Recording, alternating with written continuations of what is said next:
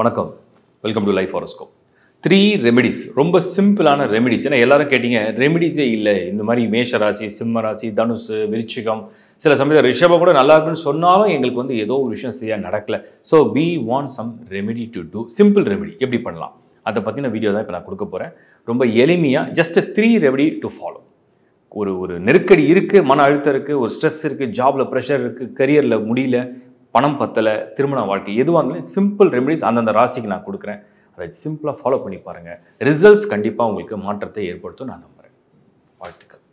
விருச்சிக ராசி அடிப்படையிலே பலவிதமான போராட்டங்களை சந்திக்கிற ராசி விருச்சிக ராசி. இந்த முறை 8ல் குரு பொருளாதார ரீதியாக பார்த்தீங்கன்னா ஒரு மாதிரி ஒரு சமமான நிலை இல்லை வருது போது ஆனால் பணம் வேணும். இந்த பக்கம் சனி வந்து 5th ஹவுஸில் அது ரொம்ப மோசம்னு சொல்ல முடியாது பட் ஆனால் அதே வந்து ரொம்ப அதிர்ஷ்டம்னு எடுத்துக்க முடியாது ரெண்டும் கலந்த மாதிரி இருக்குது. ராகு நாளில் நிறைய தடைகளையும் உடல் ஆரோக்கிய பிரச்சனைகளும் அப்படியே ஒரு மாதிரி கொண்டு வரார். திடீர்னு நெருக்கடி திடீர்னு ஒரு ப்ரெஷர். அப்போ மனசு ஏற்கனவே சந்திரன் வந்து நீச்சமாற ஒரு ராசி அது செவ்வாயுடைய 8வது ராசி ப்ளஸ் வந்து அது சந்திரன் நீச்சம் ப்ளஸ் மனசு உடம்புல உணர்வுகள் ஒரு மாதிரி ஒரு குழப்பத்தை அப்படியே கொண்டு போகுது.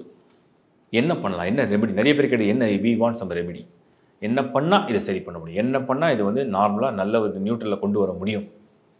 ஃபஸ்ட்டு வந்து விருச்சிகத்தை நீங்கள் நல்லா உணர கற்றுக்கணும். விருச்சிகம் அப்படிங்கிறது காலச்சக்கரத்துக்கே 8வது வீடு. காலச்சக்கரத்துக்கே 8வது வீடுனா வந்து வாழ்க்கையில் வந்து நெருக்கடிகளும் சுமைகளும் அதிகமாக சுமக்கிற ஒரு ராசி வந்து அடிப்படையில் விருச்சிகம். ஒரு நாட்டுக்கே தலைவனாக இருந்தாலும் அந்த நாட்டை வந்து சுமந்து கொண்டு போகிறது. ஒரு வீட்டுக்கு தலைவனாக இருந்தால் வீட்டை வந்து சுமைதாகியாக சுமந்து கொண்டு போகிறது. பிறருக்காக வாழ்கிறது தான் விருச்சிகத்தோட தத்துவமே.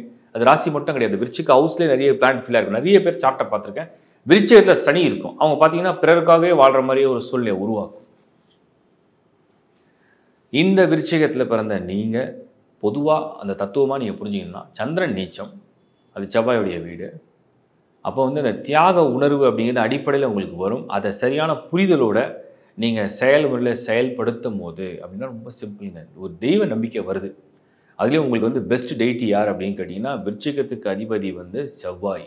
அந்த செவ்வாயுடைய அதி தேவதை வந்து முருகன். அந்த முருகனுடைய ஏதாவது ஒரு கோயில்களுக்கு நீங்கள் போங்க நடைப்பயணமாக போங்க. அட்லீஸ்ட் குறைஞ்சபட்சம் அந்த படியாவது நடந்து ஏறுங்க. முடியாதவங்க விட்டுடுங்க. வயதில் முடியாதவங்க அதை பற்றி கவலைப்பட வேண்டாம். முடிகிறவங்க நடந்து போங்க. அட்லீஸ்ட் அந்த படி ஏறி போங்க. மனமாற மந்திரங்களை ஜபித்துட்டு போங்க. ஒரு விரதத்தோடு போங்க. அந்த விருச்சிக ராசியோட தத்துவம் என்ன அப்படின்னா 8ஆம் இடம்னா ஒரு மனிதன் தன் கர்மாவை சுமந்துட்டு வரான்னு அர்த்தம்.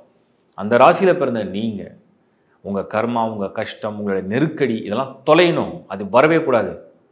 செல்ஃபாக நீங்களே உங்களை வந்து பனிஷ் பண்ணிக்கிங்க இன் ஃப்ரண்ட் ஆஃப் காட். கடவுள் முன்னாடி உங்கள் மனசில் இறைவா நான் மனமுருகி வரேன்.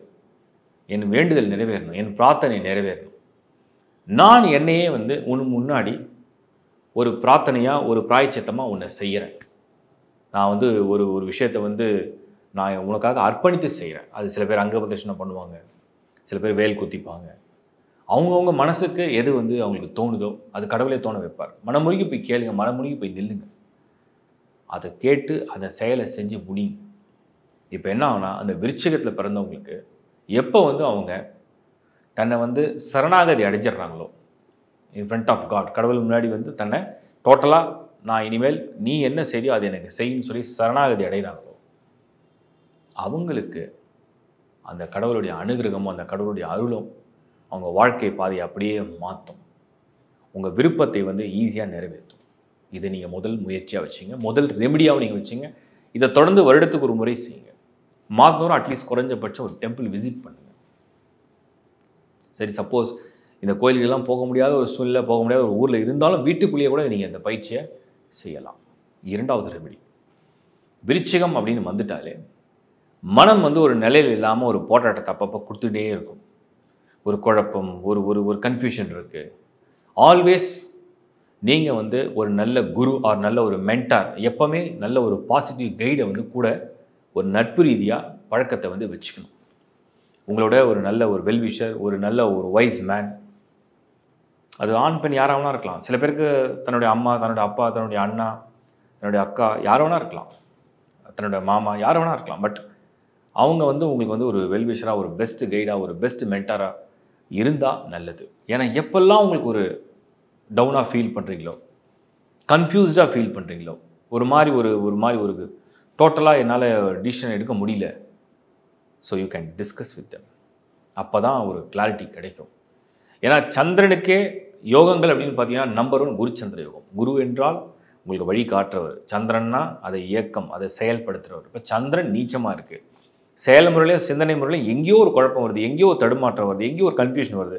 உங்களுக்கு தேவை ஒரு குரு, அதான் ஒரு மென்டார், அதான் ஒரு கைடு, அதான் ஒரு வெல்விஷர், அதான் ஒரு பாசிட்டிவ் ஆள், இது ஒரு பாசிட்டிவான ஒரு பர்சன் வேணும். இது 2வது. நீங்கள் ஃபாலோ பண்ணி வாழ்க்கை முறைக்கு அதெல்லாம் நீங்கள் ஃபாலோ பண்ணலாம். 3வது ரெமெடி, விருச்சிகத்துக்கு இந்த வருஷம் 2025 நடக்கக்கூடிய டிரான்சிஷன் எல்லாத்தையும் பார்த்ததில் 3வது ரெமெடி என்ன பெஸ்ட் ரெமெடி டு ஃபாலோ அப்படின்னு என்ன கேட்டால், இந்த சந்திரன் வந்து நீச்சம் அடைஞ்சாலும் அந்த சந்திரனே நீர் தான், அந்த ராசியும் ஒரு ஜல தத்துவ ராசி தான். அது காலச்சக்கரத்துக்கு 8வது ராசி, செவ்வாயோடைய ராசி. செவ்வாய் நீர் தத்துவமாக இருக்குது. அப்போ ஒரு ஒரு ஒரு ஒரு புனித நீர் அப்படின்னா என்னென்னா, அந்த வாட்டரை வந்து நீங்கள் கனெக்ட் பண்ணி இருக்கிறது. இந்த வாட்டரை கனெக்ட் பண்ணிங்கன்னா you can self charge the water. நீர் இருக்குது, அந்த நீரை வந்து நீங்கள் எனர்ஜைஸ் பண்ண முடியும். சில பேருக்கு வந்து மந்திரங்களால் ஜபித்து அதை எனர்ஜைஸ் பண்ணுவாங்க. சில பேர் வந்து அதை வந்து ரைக்கி மெத்தடில் வந்து சார்ஜ் பண்ணி அதை குடிப்பாங்க. நிறைய மெத்தட்ஸ் இருக்குது. ஸோ சில பேருக்கு இதெல்லாம் தெரியல, இந்த விதெல்லாம் எங்களுக்கு தெரியாது. ரொம்ப சிம்பிள். இயற்கையாக இருக்கிறது சமுத்திரம், கடல். கடலில் போய் நீங்கள் அழகாக உங்களோட கை கால்களை வந்து அந்த அந்த நீர் நிலையில் நீங்கள் நினைத்து உங்கள் பிரார்த்தனையை செய்யலாம். ஸோ அந்த வாட்டரை கனெக்ட் பண்ணி இருக்க உங்கள் மைண்டு வந்து ஒரு ரெஃப்ரெஷ்மெண்ட்டை கொடுக்கும், பாசிட்டிவிட்டி இன்னும் அதிகரிக்கும். ட்ரை பண்ணி பாருங்கள், விருச்சிகம் நல்ல ரிசல்ட்ஸ் தெரியும். இப்போ நீங்கள் பார்த்தது வந்து ஒரு நிறைய பேர் கேட்ட ஒரு கேள்விகளுக்காகவும் கமெண்ட்ஸ்னாலேயும் நான் வந்து ரெமெடி எப்படியாவது கொடுக்கணும்னு சொல்லி சில அனலைஸ் பண்ணி பார்த்தேன். அதில் எனக்கு தெரிஞ்ச ஒரு சிம்பிளான ரெமெடி தான் கொடுத்துருக்கேன். டீட்டெயிலாக வந்து ஒவ்வொரு ஹாரோஸ்கோப்பும் தனித்தனியாக அந்த காம்பினேஷன்ஸ் இருக்கும். நட்சத்திரம் வேறையாக இருக்கும், ராசி வேறையாக இருக்கும், லக்னம் வேறையாக இருக்கும், அந்த ஃபேமிலியோட காம்பினேஷன் வேறையாக இருக்கும். சில பேருக்கு கணவன் மனைவி சார்ட்னால சில விஷயங்கள் வேறு மாதிரி கொண்டு வரும், குழந்தைங்களால வரும், நிறைய விஷயம் இருக்குது. அஸ்ட்ராலஜி வந்து ஒரு பெரிய டீப் ஓஷன்.